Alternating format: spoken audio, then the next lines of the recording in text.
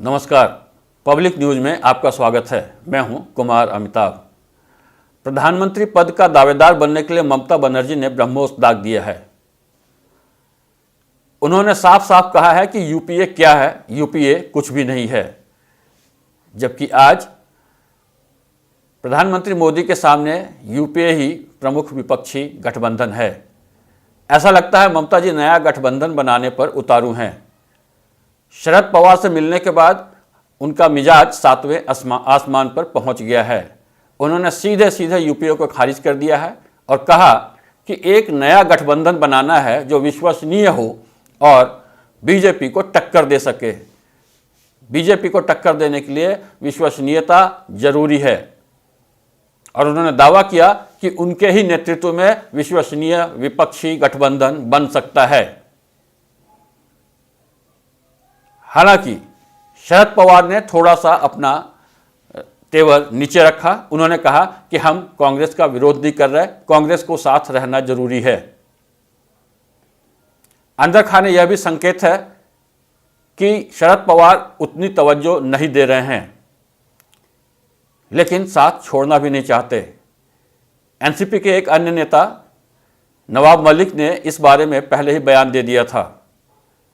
उन्होंने कहा कि कांग्रेस ही लीड कर सकती है। महाराष्ट्र कांग्रेस के स्थानीय नेता नाना पटोले, उन्होंने भी कहा कि देश में विपक्ष का नेतृत्व एक राष्ट्रीय दल ही कर सकता है, कोई क्षेत्रीय दल नहीं कर सकता। इन सब के बावजूद ममता बनर्जी कहीं पीछे हटने वाली नहीं हैं। ये सारी बात हम जान रहे हैं। वह विपक्षी नेतृत्व के चक्कर में शिवसेना से भी मिलना चाहती थीं, लेकिन उनकी मुलाकात हुई संजय राउत से। उद्धव ठाकरे ने उनसे मुलाकात करने में किनारा कर लिया।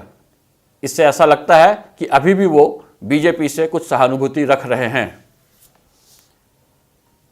ममता बनर्जी, जैसा कि हम सभी जानते हैं, कि कांग्रेस को पूरे देश में निपटाने पर लगी हुई हैं।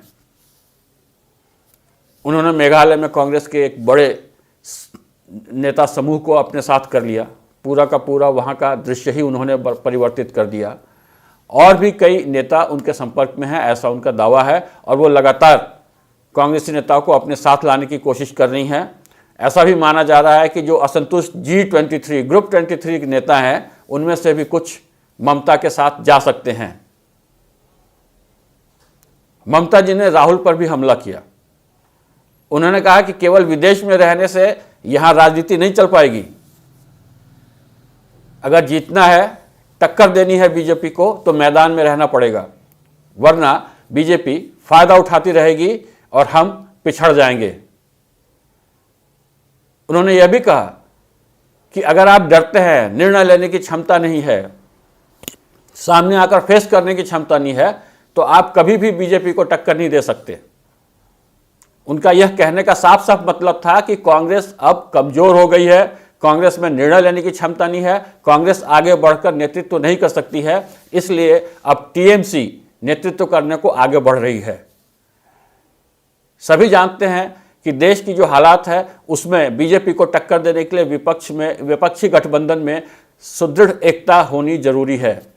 लेकिन ममता जिस तरीके से खेल रही हैं, उससे ऐसा नहीं लगता कि विपक्षी एकता मजबूत हो पाएगी।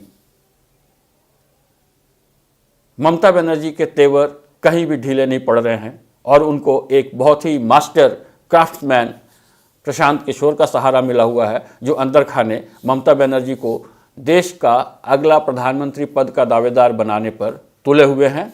देखना है भविष्य क्या कहता है। धन्यवाद। जय हिंद।